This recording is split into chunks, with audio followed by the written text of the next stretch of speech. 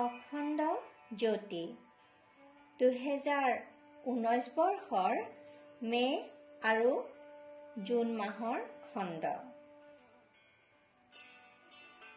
নিৰ্জনতা মৌনতা অৱলম্বন।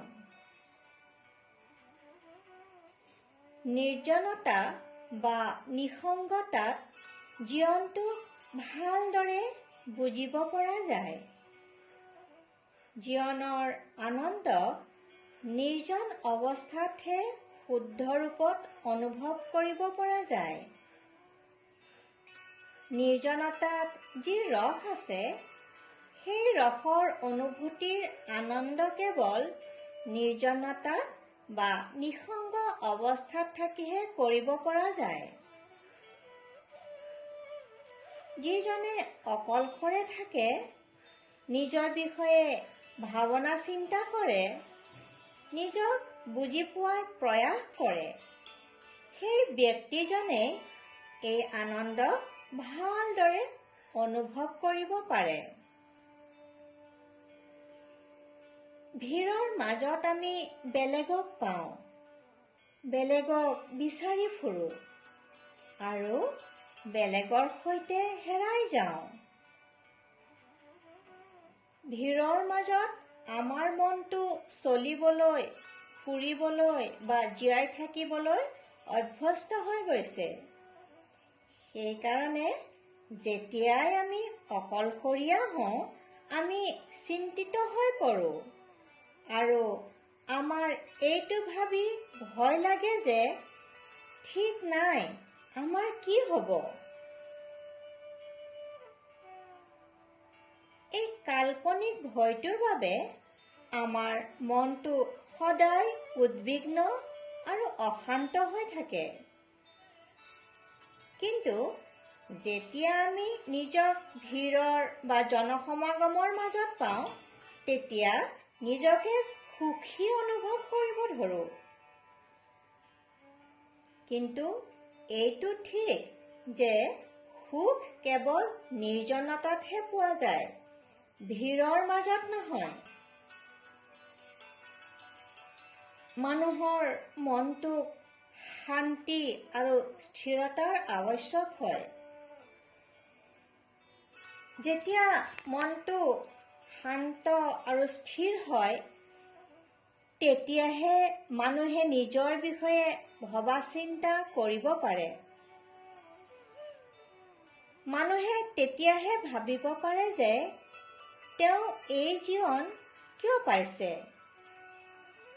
কি কি সংস্কাৰৰ কাৰণে তেওঁ এই জীৱনৰ সুখ আৰু দুখ ভোগ কৰি আছে, কোনবোৰ সংস্কাৰৰ কাৰণে তেওঁ নিজৰ মা, দেউতা, আত্মীয় স্বজন বা সম্বন্ধীয় লোকসকলক পাইছে।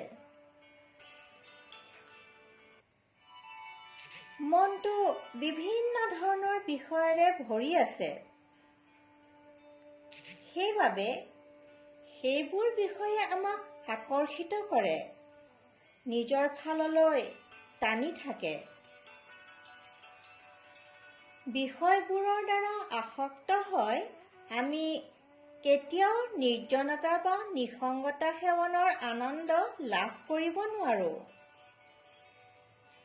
য'তে নিৰ্জনতা আৰু অকলশৰীয়া বা নিসংগতাৰ বাতাৱৰণ সৃষ্টি হ'বলৈ ধৰে, তাতেই আমি সহজ অনুভৱ কৰিব নোৱাৰা হওঁ। নিৰ্জনতাত আমাৰ মনত বিভিন্ন ধৰণৰ কল্পনা জাগি উঠে। ভিৰৰ ফাললৈ অগ্ৰসৰ হোৱা, ভিৰৰ অন্বেষণ কৰাই হৈছে ভুল মনৰ লক্ষণ। ভিৰৰ অন্বেষণত আমাৰ মনটো আৰু বেছি অশুদ্ধ আৰু দূষিত হৈ পৰে। বেলেগৰ পৰা কোনো মহত্বপূৰ্ণ সত্যতা পোৱা নাযায়। সত্য আৰু তত্ত্বৰ সন্ধান বেলেগৰ পৰা কেনেকৈ পাব পাৰি? যদি আমি শান্ত মগজুৰে নিজৰ সম্পূৰ্ণ দিনটোৰ কথা-বতৰাবোৰ বিশ্লেষণ কৰোঁ, তেতিয়া এই সত্যতাটো আপোনা আপুনি ব্যক্ত হৈ যায়। আমি নিজেই নিজক বিশ্লেষণ কৰিব পাৰিম। এইটো জানিব পাৰিম যে আমি বেলেগক কিয় বিচাৰি ফুৰোঁ, ভিৰৰ অনুসন্ধান কিয় কৰোঁ। আমি দৌৰি দৌৰি বেলেগৰ ওচৰলৈ যাওঁ আৰু তেওঁলোকৰ সৈতে নিন্দা আৰু পৰচৰ্চাপূৰ্ণ বিষয়বোৰ আলোচনা কৰোঁ, কাৰণ আমাৰ মনটো এই ভুল ধাৰণাবোৰেৰে সমাবিষ্ট হৈ আছে, অশুদ্ধ চিন্তনেৰে পূৰ্ণ হৈ আছে। আমি এইটো গম নাপাওঁ যে আমাক নিন্দা কাজিয়া আদিয়ে কিয়নো ইমান অপাৰ আনন্দ দিয়ে আৰু কিয় নিৰ্জনতাই আমাক ব্যথিত আৰু ভীতিগ্ৰস্ত কৰি তোলে। আমি ভিৰৰ মাজত বেলেগৰ সৈতে থাকি এই ভুল বিষয়বোৰ শুনি সেইবোৰৰ ৰস ল'বলৈ অভ্যস্ত হৈ গৈছোঁ। এইটো আমাৰ অভ্যাসত পৰিণত হৈ গৈছে। সেইকাৰণে যেতিয়া তেওঁলোকক লগ নাপাওঁ, ভিৰ বা জনসমাগম নাপাওঁ, তেতিয়া আমি চিন্তিত হৈ পৰোঁ।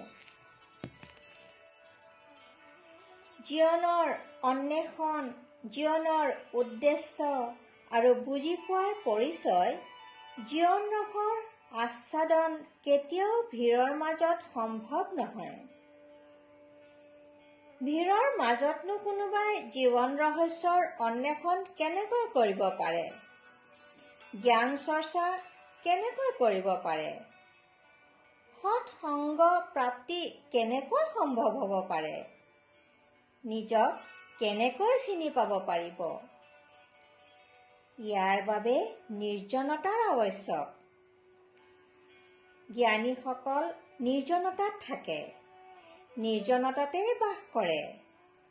বিজ্ঞানীসকলে নিৰ্জনতাতে ৰস বিচাৰি পায়। তেওঁলোকৰ কাৰণে জনসমাগম বা ভিৰ বিষৰ সমান আৰু সেইটো তেওঁলোকে ত্যাগ কৰে।